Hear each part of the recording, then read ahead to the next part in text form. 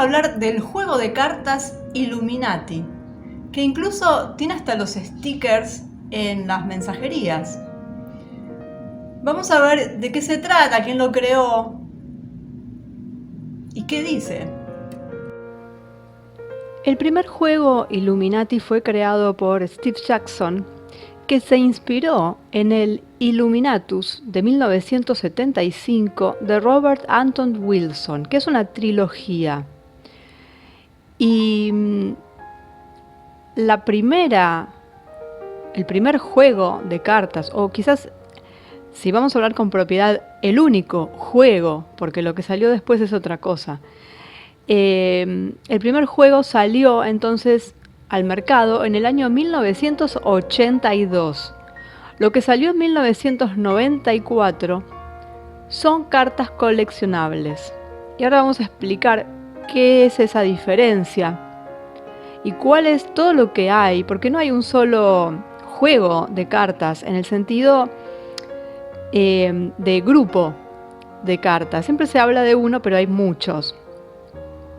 Y hay lo que se llaman paquetes de expansión, es decir, que se agregan cartas y se vendían en paquetes, y eso fue lanzado en los años siguientes.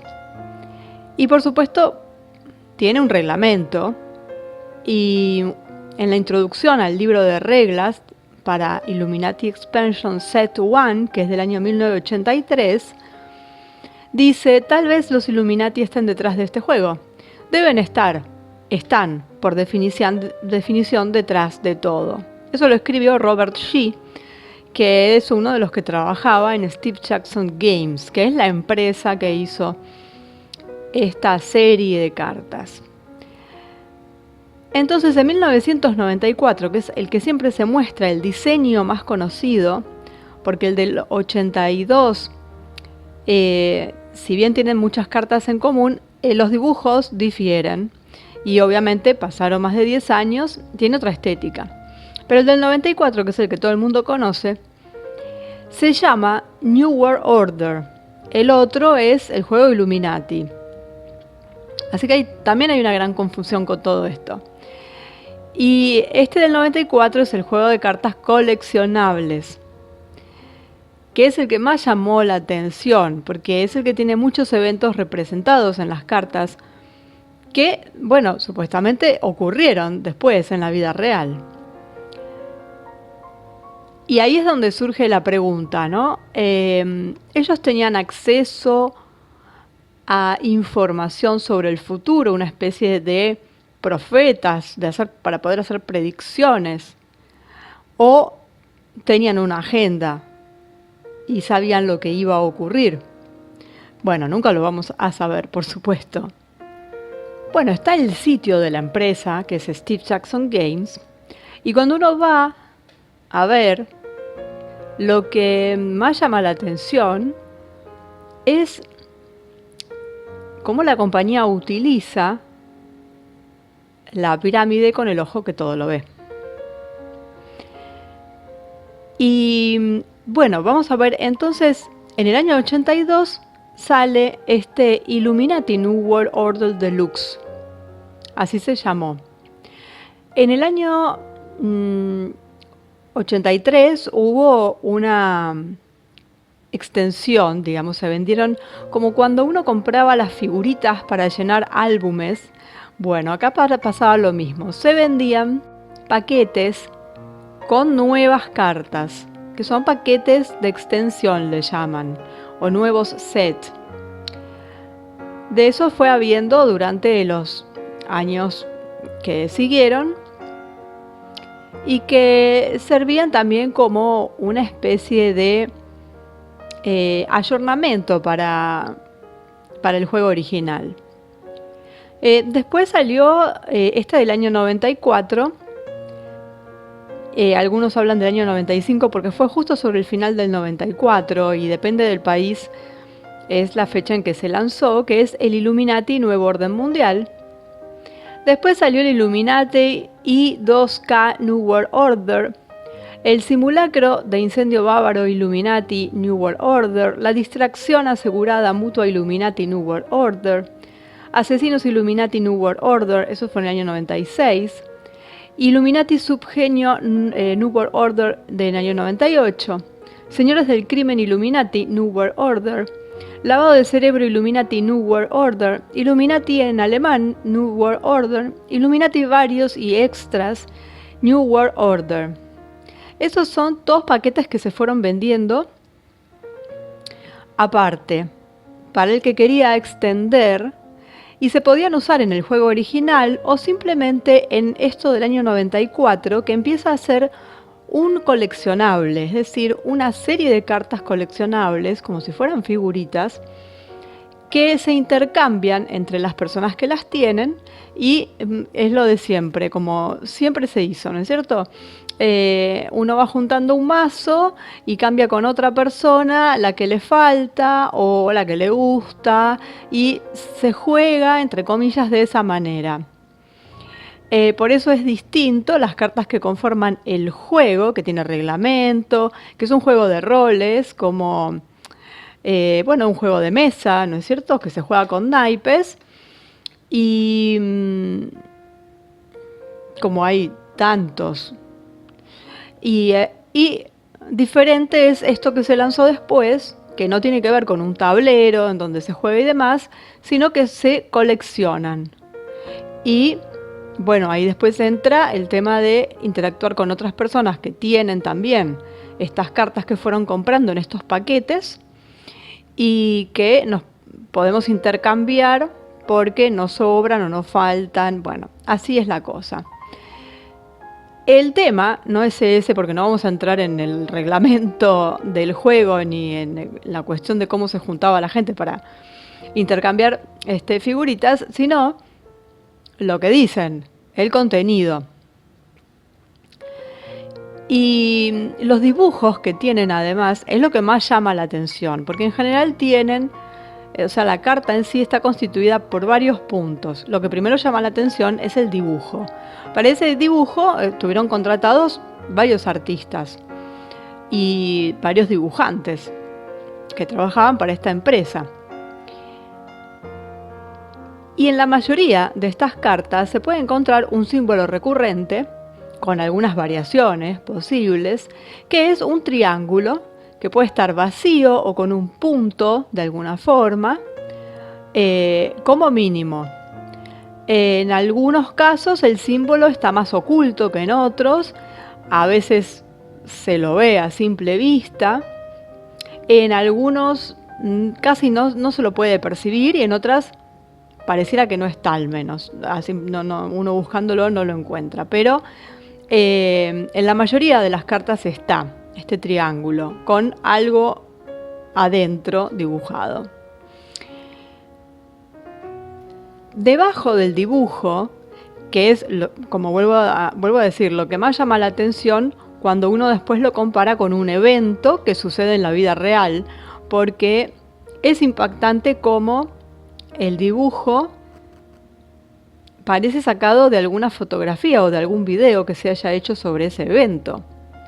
Porque una cosa es ver una predicción, digamos, escrita, es una cosa, o ver un dibujo que se puede parecer o que tiene algo que ver con eso, y otra cosa es ver casi una foto hecha dibujo.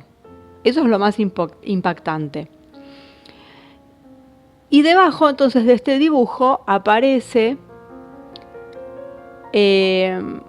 como una sección escrita que nos da cierta información sobre el mismo diseño que está arriba.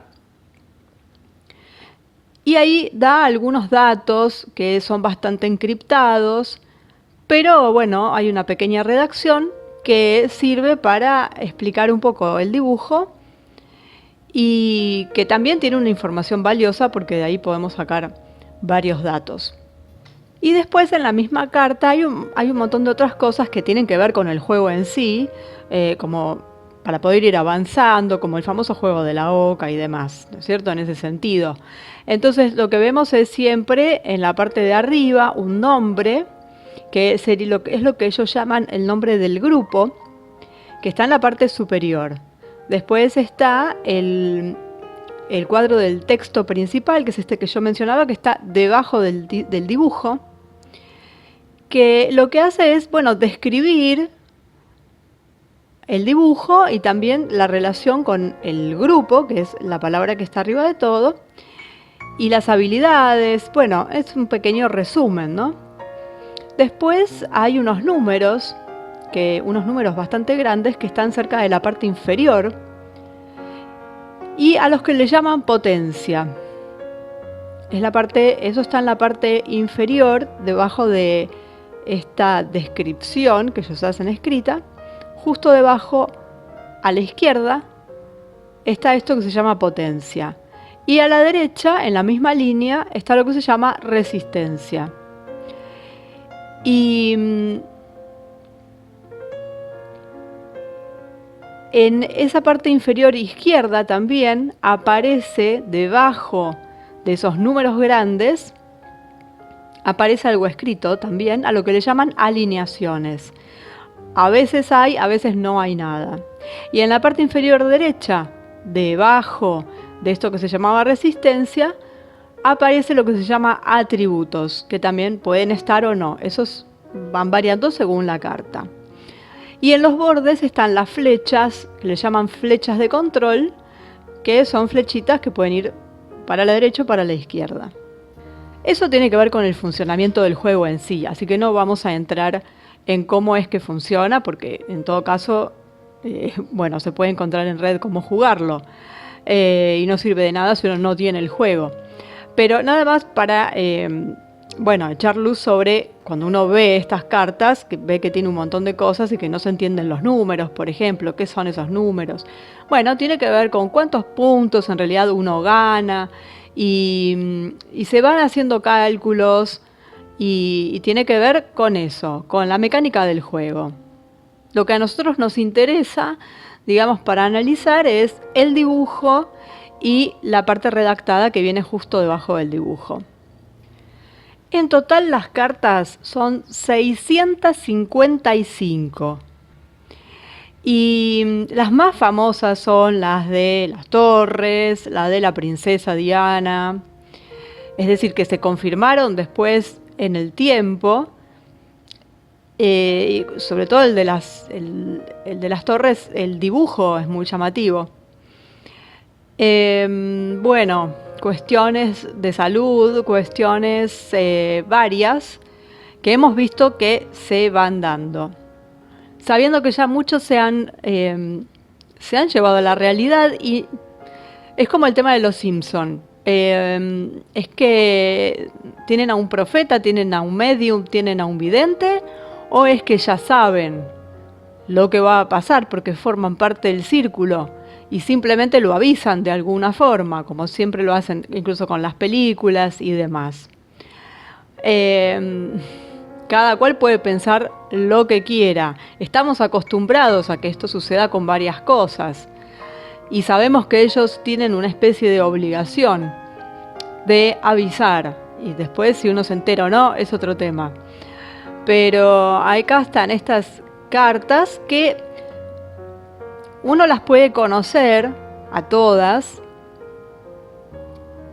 y el tema es no condicionarse porque haya algunas cartas, las que todavía no se cumplieron, digamos, no tienen por qué cumplirse tampoco, y no dejar que ellos también cumplan su cometido, porque a veces estas cosas tienen que ver con que uno se programa viendo esto, pensando que todas estas cosas se van a cumplir porque ya muchas se cumplieron.